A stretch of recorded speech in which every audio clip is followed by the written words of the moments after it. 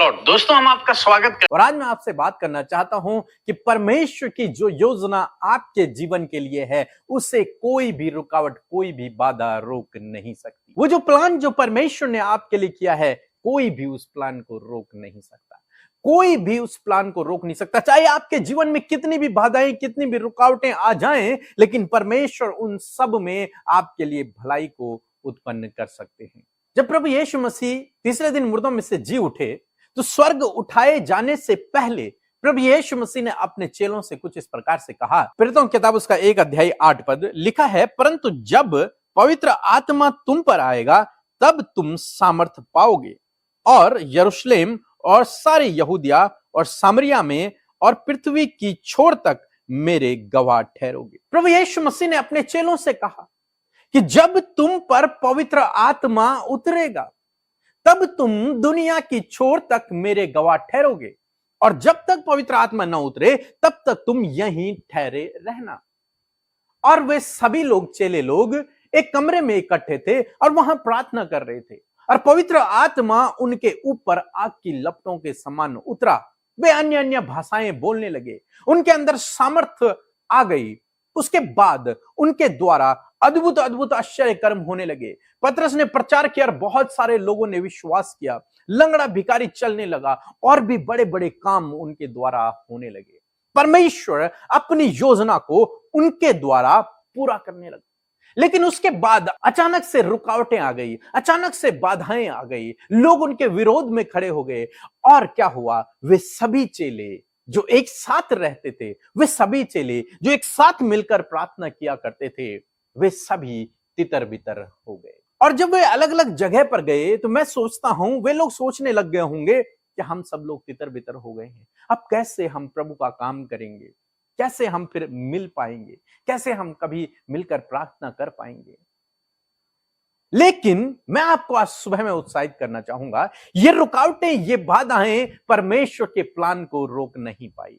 विरोधी लोग उठ खड़े हुए, उन्होंने उन्हें जेल खानों में डाल दिया, उन्होंने उन्हें बेटे मारी, उन्होंने उन पर कोड़े मारे, उन्होंने उन्हें देश से निकाल दिया, उन्होंने उन पर पत्थर मारे। लेकिन परमेश्वर ने इन सब से अपने चेलों के लिए भलाई को उत्पन्न कर दिया। उसके बाद वे लोग उन जगहों को छोड़कर और आगे बढ़ने लगे और आगे बढ़ने लगे। जहां से उनका विरोध होता वो और आगे जाते, सुसमाचार प्रचार करते। वहां उनका विरोध होता वो और आगे जाते, सुसमाचार प्रचार करते। और इस कारण से उन 12 चेलों ने पूरी दुनिया में यीशु के नाम का प्रचार कर दिया।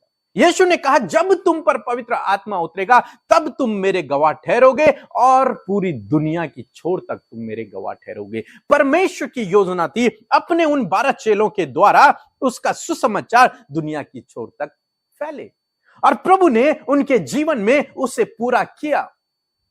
पहले कहा तुम पर पवित्र आत्मा उतरेगा, वो भी प्रभु ने पूरा किया। दूसरा कहा कि तुम दुनिया की छोर तक मेरे गवाह ठहरोगे। लेकिन कैसे वो गवाह ठहरेंगे? वो तो वहीं रहते हैं, सब लोग मिलके रहते हैं, सब लोग प्रार्थना करते हैं। उन्होंने तो योजना नहीं बनाई कि हम दूसरे देश में जाएंगे, उन्होंने कुछ भी योजना नहीं बनाई। वे सब एक साथ में हैं। तभी उनके जीवन में विरोध उत्पन्न हो गया, तभी उनके जीवन में रुकावटें, बाधाएं आ गई, समस्याएं आ गई, जिसके कारण परमेश्वर ने उनके लिए इस बात से भी भलाई को उत्पन्न कर दिया। और वे लोग फिर आगे बढ़ने लगे, वे लोग फिर सुसमाचार को लेकर अलग अलग जगहों पर जाने लगे, और आज यहां तक प्रभु का नाम पहुंच गया।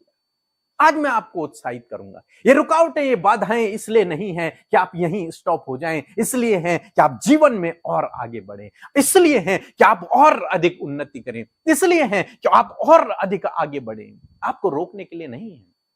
परमेश्वर आपके लिए इन सब बातों में भलाई को उत्पन्न करेगा, यदि आपका भरोसा उस पर है, क्योंकि उसने वादा किया है और आपसे भी उसने वादा किया है। जो वादा उसने आपसे किया है, उस वादे को वो हर कंडीशन में पूरा करेगा। उस वादे को पूरा होने से कोई भी रोक नहीं पाएगा, कोई भी रोक नहीं सकता। इनके विरोध में हजारों लोग खड़े हुए, आज तक लोग खड़े होते हैं, लेकिन कोई परमेश्वर की योजना को रोक नहीं पाया। लिखा है कि तुम पृथ्वी की छोर तक मेरे गवाह ठहरोगे, तो ठहरोगे। वो जानता है कि मुझे आपके जीवन से कैसे अपनी योजना को पूरा करना है। वो जानता है कि मुझे आपको किस रास्ते पर लेकर जाना है और किस प्रकार से लेकर के जाना है। इसलिए अपना भरोसा उस परमेश्वर पे बनाए रखें।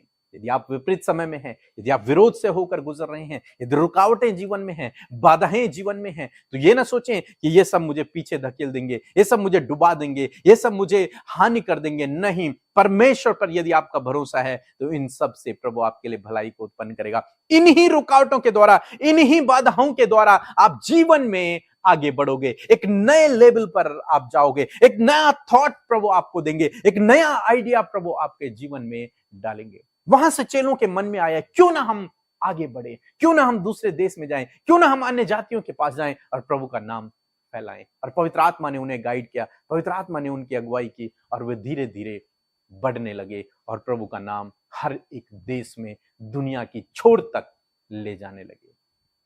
आज सुबह में मैं आपको उत्साहित करूंगा, जो वादा परमेश्वर ने आपसे किया है उस वादे को परमेश्वर पूरा करेगा। 100% परमेश्वर पूरा करेगा।